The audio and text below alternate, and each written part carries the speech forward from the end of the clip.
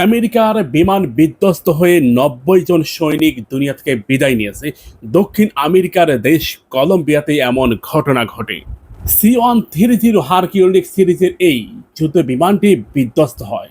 Iran এরই মধ্যে আমেরিকার ম্যাক্সিমাম সামরিক ঘাঁটিগুলো প্রায় ধ্বংস করে দিয়েছে। এর মধ্যে উল্লেখযোগ্য সৌদি আরব, কুয়েত, কাতার, বাহরাইন এবং সংযুক্ত আরব আমিরাত। এসব অঞ্চলে যতগুলো মার্কিন সামরিক ঘাঁটি আছে এর ম্যাক্সিমাম সামরিক ঘাঁটি একেবারে ধ্বংস করে দিয়েছে। তার উপর বড় খবর হচ্ছে আমেরিকার F-15 প্রায় ২২টির মতো যুদ্ধ বিমান ভূপাতিত করেছে ইরান। আমেরিকার জন্য একের পর এক দুঃসংবাদ। আমেরিকার F-16, F-15, F-35 সবগুলোই রীতিমতো ইরানের মিসাইলে বিধ্বস্ত হয়েছে। আরব অঞ্চলে থাকা আমেরিকার সামরিক ভবনগুলো রীতিমতো বিধ্বস্ত হয়ে গেছে, যেখানে মার্কিন সৈন্যরা অবস্থান গ্রহণ করত। ইরান যেন বৃষ্টির মতো মিসাইল নিক্ষেপ করছে। অনেকে বলতেছে হারকিউলিস সিরিজের এই যুদ্ধ বিমানটি রীতিমতো ইরান দ্বারাই ভূপাতিত হয়েছে, কিন্তু আমেরিকা এটাকে কারিগরি ত্রুটি হিসাবে আখ্যা দিয়েছে। এর মধ্যে আমেরিকার প্রায় ১৩০টির মতো ড্রোন ভূপাতিত হয়েছে। কোনো কোনো ক্ষেত্রে বলা হয়েছে এটা প্রায় ৩৩০ হবে।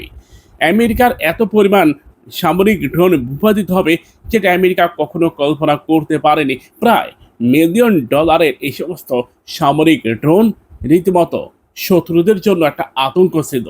একই সাথে ইরান যেন হরমুজ প্রণালী বন্ধ করে দিয়ে পশ্চিমা দুনিয়ার জন্য অর্থনৈতিক লক নির্ধারণ করে দিয়েছে। এখন পশ্চিমা দুনিয়া রীতিমতো অর্থনৈতিক বিপর্যয়ের মধ্যে পড়েছে। এর মধ্যে ইরান মাত্র ১২টি রাষ্ট্রের জন্য হরমুজ প্রণালী উন্মুক্ত করে দিয়েছে। তার মধ্যে চায়না, রাশিয়া, পাকিস্তান, এমনকি শ্রীলঙ্কা এই রাষ্ট্রগুলো অন্যতম। সামরিক ক্ষেত্রে ইরান যেন এক নতুন জাগরণ তৈরি করেছে। আমেরিকার উন্নত রাডার সিস্টেমকে তারা ধ্বংস করে দিয়েছে। আমেরিকার হারকিউলিস বর্তমানে বিধ্বস্ত অবস্থায় পড়ে আছে। একই সাথে একটা যুদ্ধ বিমানে প্রায় ৯০ জন সৈন্য দুনিয়া থেকে বিদায় নিয়েছে। এটা কোনো চারটিখানি বিষয় নয়, যেখানে আমেরিকানরা মনে করে যে তাদের সৈন্যদের জীবনের দাম অনেক বেশি, আর সেখানে কিনা একটা যুদ্ধ বিমান থেকে প্রায় ৯০ জন সৈনিক দুনিয়া থেকে বিদায় নিয়েছে। এখানে অফিসার আছে, উচ্চপদস্থ সামরিক কর্মকর্তারা রয়েছে। ইরান যুদ্ধকে কেন্দ্র করে ইরানের মিসাইলের কদর এখন ইউরোপ পর্যন্ত পৌঁছে গেছে। যেমন আমেরিকার এয়ার ডিফেন্স সিস্টেমগুলোকে ধ্বংস করে দিয়েছে ইরানের ড্রোন, কামিকাজে ড্রোন।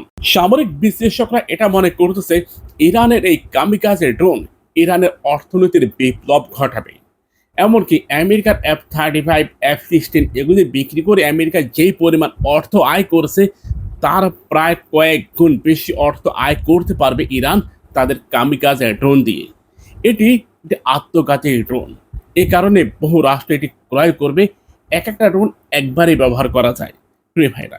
সে কারণে অনেকে মনে করতেছেন কোনো রাষ্ট্র যদি ক্রয় করে ১০০ থেকে ১০০০টি হবে, কারণ বিভিন্ন সামরিক গুরুত্বপূর্ণ স্থাপনায় হিট করতে গেলে এগুলোর খুব প্রয়োজন। ইরান রাশিয়ার কাছে এই প্রযুক্তি বিক্রি করে আয় করে নিয়েছে প্রায় কয়েক বিলিয়ন ডলার। বিশ্লেষকদের ধারণা একটাই, ইরান যুদ্ধে আমেরিকা পরাজয় হয়েছে অনেক আগেই। যদিও আমেরিকার প্রেসিডেন্ট ডোনাল্ড ট্রাম্প, একই সাথে আমেরিকার রাষ্ট্রমন্ত্রী, প্রতিরক্ষা মন্ত্রী এরা জোর গলায় এটা দাবি করতেছে যে তারাই যুদ্ধে বিজয় অর্জন করেছে, কিন্তু প্রকৃতপক্ষে আমেরিকা প্রায় ২০০টি যুদ্ধ বিমান হারিয়েছে। একই সাথে আমেরিকা ৩৭০টি মতো হবে আনুমানিক, কেউ বলে ১০০, কেউ বলে ৩৭০। যাই হোক, আমেরিকা বিপুল পরিমাণ সামরিক ড্রোন হারিয়েছে।